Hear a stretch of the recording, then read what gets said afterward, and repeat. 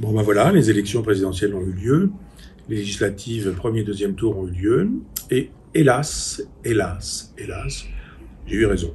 Et j'ai fait savoir effectivement que nous n'aurions que des défenseurs de Maastricht dans cette configuration, que nous aurions un deuxième tour qui probablement opposerait un Maastrichtien et quelqu'un qui finalement n'était pas si anti-maastrichtien que ça, je pense à Marine Le Pen. Globalement, c'était l'un, c'était l'autre, on ne touchait pas à l'Europe. Et puis là, voilà, on a une Assemblée nationale et globalement, tout le monde s'excite pour savoir si NUPES, LR, etc., si ça va vraiment changer les choses, ils sont tous maastrichtiens. Donc ça va pas bien, ça va même franchement très mal. La preuve, 2 Français sur 3 ne sont pas allés voter. Je rappelle quand même que c'est 53 ou 54% de gens qui ne sont pas allés voter, mais des gens inscrits. Je crois qu'il y a 10 millions, si j'ai bien lu un article aujourd'hui, là, de gens qui ne sont pas inscrits. Donc ça veut dire en gros que 2 Français sur 3 ne sont pas allés voter. Tous les baveux des chaînes d'infos continues, là, nous ont expliqué que bon, il y avait effectivement un taux d'abstention qui était extrêmement important. Alors ça, c'est toute la journée. Toute la journée, on a droit à ça. On a les premières estimations à 11h du matin, des estimations dans l'après-midi, et puis là, on dit, ah bah oui, et personne n'est capable d'analyser ça. Les gens ne sont pas des crétins. S'ils ne vont pas voter, c'est parce qu'ils ont compris qu'on se moquait de leur vote. Et ils ne vont pas voter parce qu'ils se disent, mais je vais pas aller payer une place de cinéma pour aller au cinéma pour voir finalement rien, un écran noir, et puis rester 2h30, puis rentrer chez moi en disant, mais très bien, ce non-film ou cette absence de film, c'était quand même extraordinaire. Voilà. Les gens ont compris que depuis des années, tout était fait pour qu'un client maastrichtien soit élu au deuxième tour des élections présidentielles. Alors après, on fait semblant, oh là là, c'est Hollande, oh là là, c'est Sarkozy. Changement de société, c'est pas du tout pareil. Hein. Puis vous savez que Mitterrand ou Chirac, c'est pas du tout la même chose. Et puis Macron, et puis je sais pas qui, enfin d'autres, ça change vraiment, c'est pas du tout la même chose. Exactement la même chose. C'est bureau de président de la République, un téléphone, et le matin, c'est allô Bruxelles, c'est quoi mon boulot aujourd'hui? Eh bien, monsieur le président, vous allez faire ceci, vous allez faire cela, entendu, merci, bonne journée. Et c'est comme ça que les choses se passent. Donc les gens ont bien compris que la souveraineté ayant disparu en 1992 avec le traité de Maastricht, elle n'est plus en France. Et donc la souveraineté, elle n'est plus nationale. La souveraineté, elle est à Bruxelles, et ce sont d'autres personnes qui ne sont pas élues, mais qui sont nommées par des gens élus, qui permet quand même un bon bricolage, qui décident du destin des nations qui constituent l'Europe.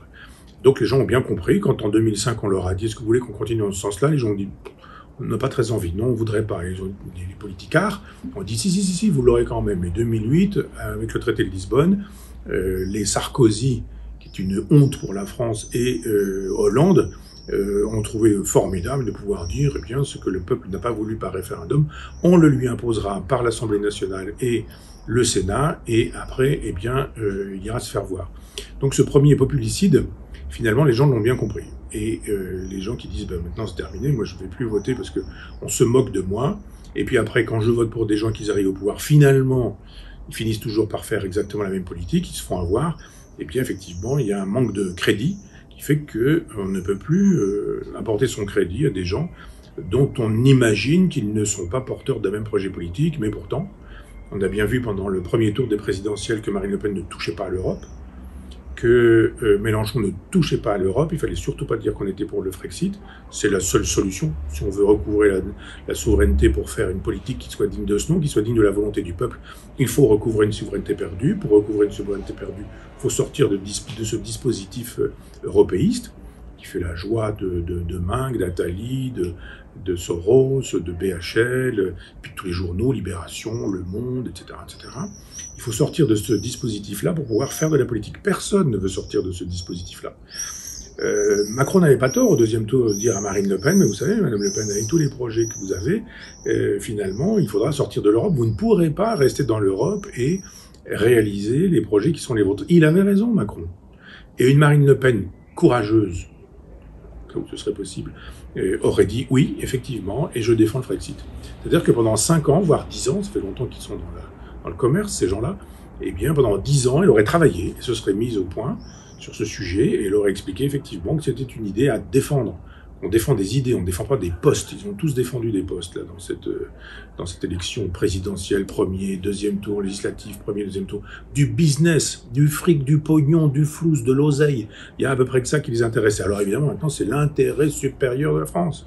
Quand Macron voit qu'il est mal parti entre les deux tours, il parle de l'intérêt supérieur de la France. C'est lui l'intérêt supérieur de la France.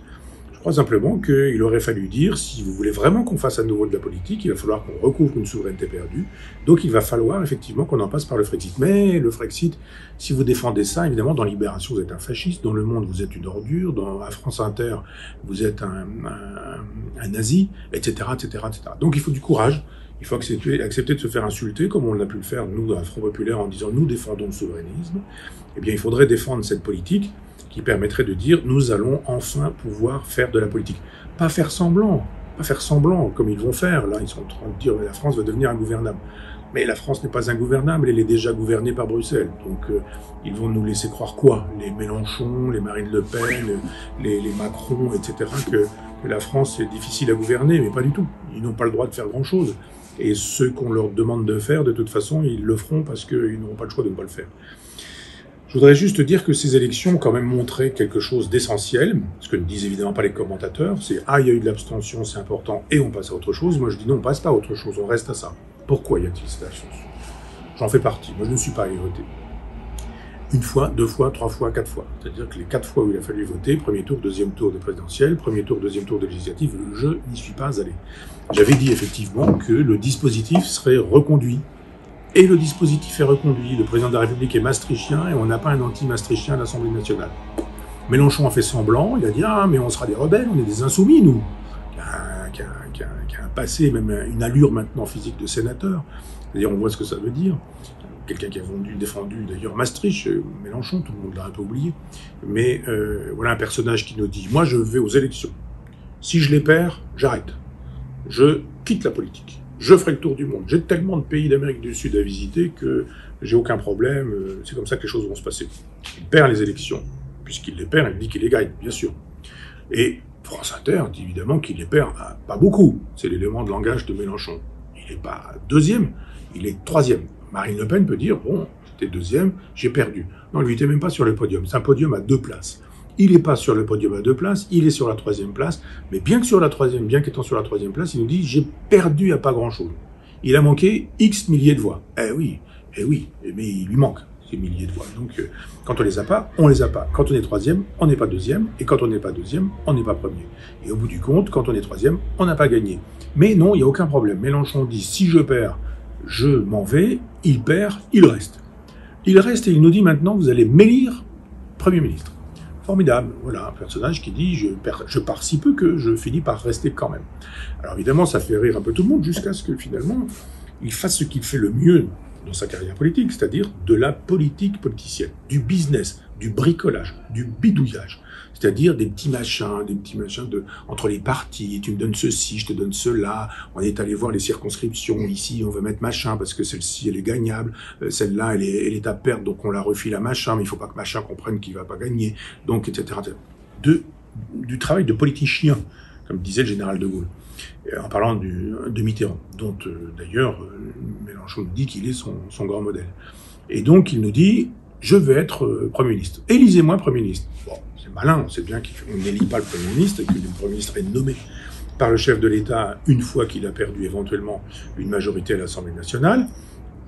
Il se fait que les convenances, parce que ça n'est pas écrit évidemment dans la Constitution de 58, le général de la Ve République, le général de Gaulle n'aurait pas toléré une seule seconde de la cohabitation. Il parle d'un pouvoir bicéphale en 64, je crois, dans une conférence de presse en disant que c'est impensable, et c'est tellement impensable qu'il ne pense pas à écrire ça dans la Constitution, en disant vous perdez les élections, vous démissionnez.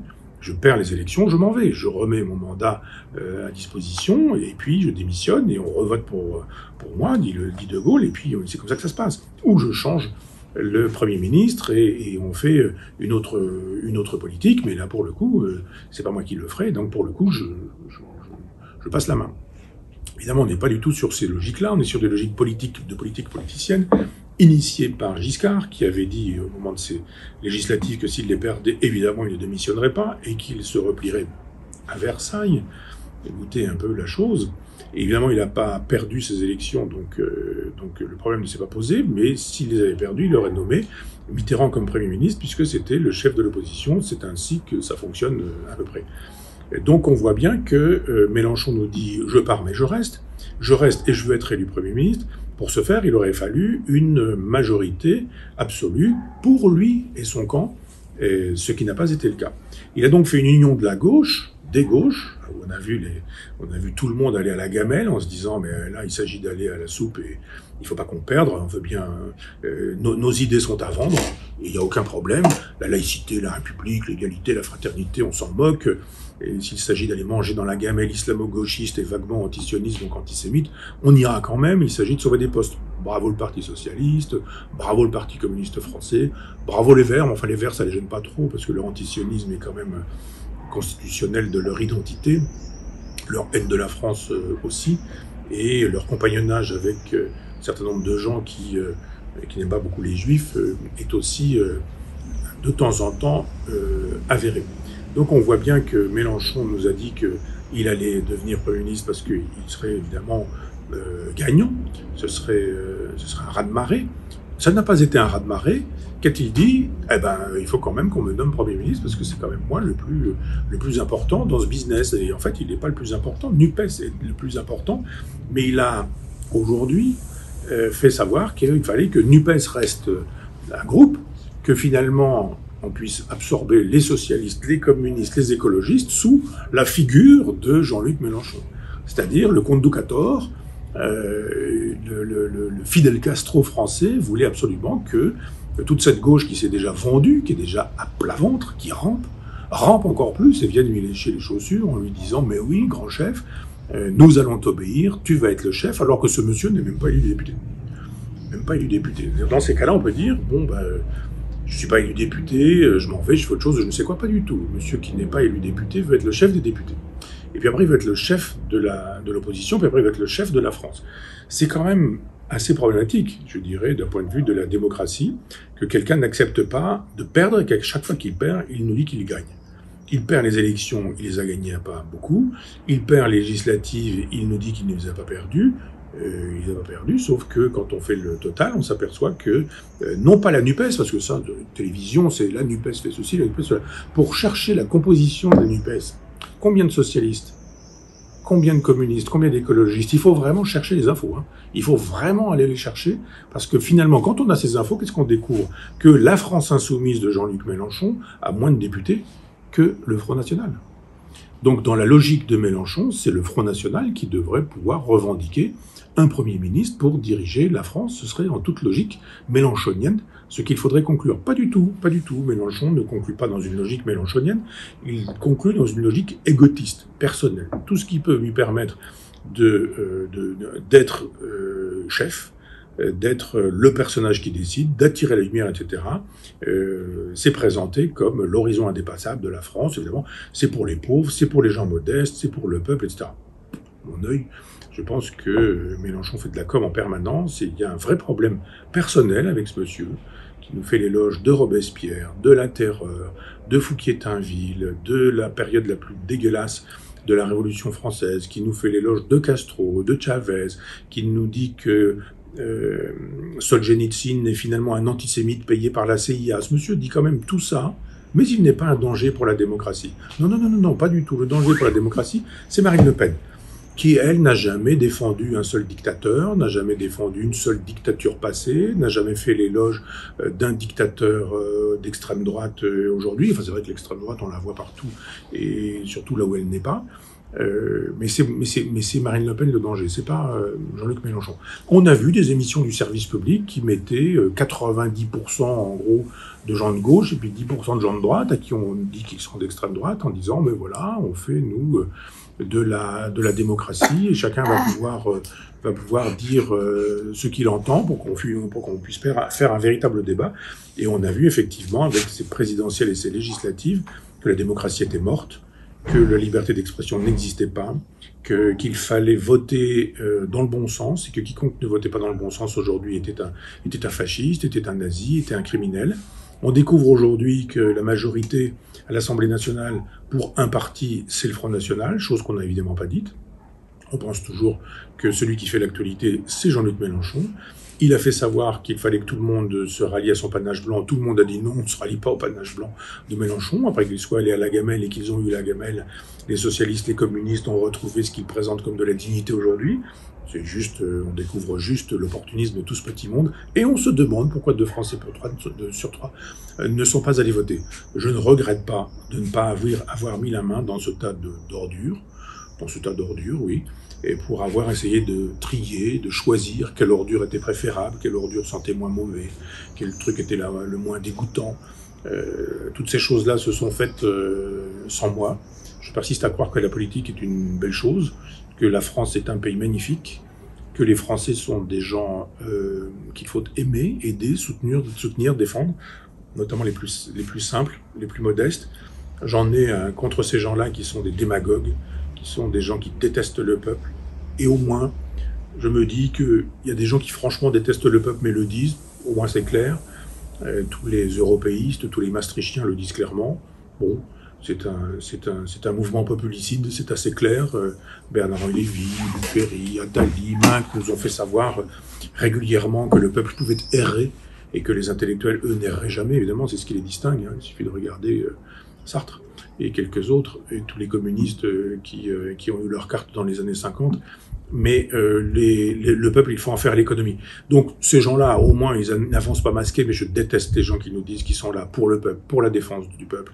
Et quand Macron nous dit que l'intérêt national, c'est lui, j'ai vraiment envie de vomir. Et quand j'entends Mélenchon nous dire que l'intérêt aussi national, c'est lui d'une certaine manière, l'avers et le revers de la même médaille, il y en a un qui va plus vite que l'autre. C'est-à-dire que le wokisme de Mélenchon est plus visible, le wokisme de Macron semble moins visible, encore qu'avec Pape Ndiaye, il est quand même très visible. Je pense que tout ça a été un remuement d'immondices présidentielles et législatives, et qu'il va falloir qu'à Front Populaire, nous passions une vitesse supérieure. Je pense qu'il y a plein de gens qui ont envie de voter, il y a plein de gens qui ont envie de défendre la France, il y a plein de gens qui se moquent de savoir si c'est de droite ou de gauche. On a un peu marre de tous ces gens qui font de la politique business, qui vivent avec la politique parce que c'est leur métier. Ça fait 50 ans que Mélenchon, d'une certaine manière, ne travaille pas. Et à Front Populaire, nous avons le désir de réfléchir à ce qu'il sera possible de faire pour que les 2 Français sur 3 qui ne vont pas voter puissent retrouver de l'intérêt à la politique, parce que la politique, c'est eux. Et c'est pas du tout, c'est eux les 2 Français sur 3 qui ne sont pas allés voter. Le cœur de la politique, c'est ça. Ce sont les gens qui se sont abstenus, qui portent la flamme haute de la vraie politique. Les autres sont des politiciens, je le disais tout à l'heure, pour utiliser le mot du général de Gaulle.